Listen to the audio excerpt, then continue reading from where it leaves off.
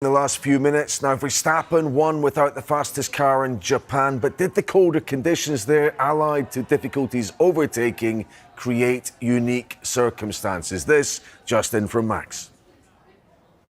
It's a complete different feeling that you get in the car. So yeah, it's very difficult to say anyway where we'll be. I mean, we won't be the quickest, but we'll try to be close like we were in Suzuka. And if you can be close, at least you can put a bit of pressure on, and then sometimes people can make some mistakes, or it's just harder to nail the weekend. And that's what we have to try and do. Understand also, of course, naturally our problems that we still have with the car to find more performance. Lando Norris comes here looking like a film star. Our McLaren dressed for success. Maybe they are, although there are some slow speed sections in Sakir where he thinks his car might struggle. But should he be better off than just a point clear of Max Verstappen in the standings right now? I guess I've had some great results, especially in the main races. Of course, I lost a few points and a few in the sprint race in China. So, yeah, I mean, it's been a good start, but there's still plenty of opportunities for us to improve and still to do better than we've been doing. And we need to do better because, like you said, Max is close behind, and I'm sure he's going to be behind and close behind for a long time. Norris speaking in a sprint from pole position, but there is a question whether his car has a design flaw, which means on heavy fuel for race distance they have to run higher, which is a disadvantage. Now, is this little exchange coming up revealing about how far away the team is from getting things right? What could you say to our viewers waiting something magical from you? What would you say to them? Don't.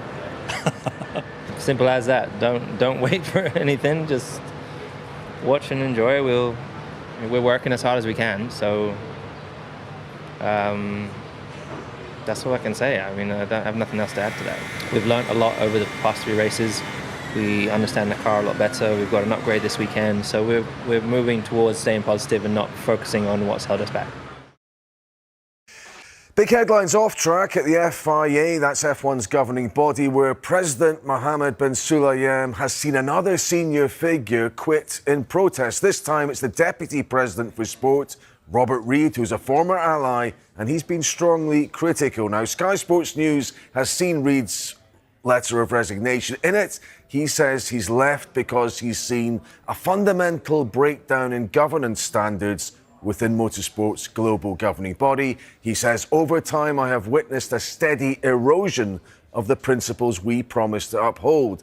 Decisions, he said, are being made behind closed doors, bypassing the very structures and people the FIA exists to represent. He concludes, when I took on this role, it was to serve the FIA's members, not to serve power. In response, the governing body said the FIA has exceptionally robust corporate governance policies which guide our operations and ensure our rules, practices and processes are adhered to. Now, what do the drivers make of all the convulsions at their governing body? George Russell is the director of the Drivers' Association.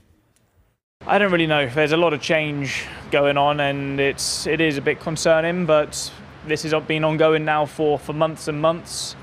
Hopefully, yeah, it becomes a bit more stable sooner than later.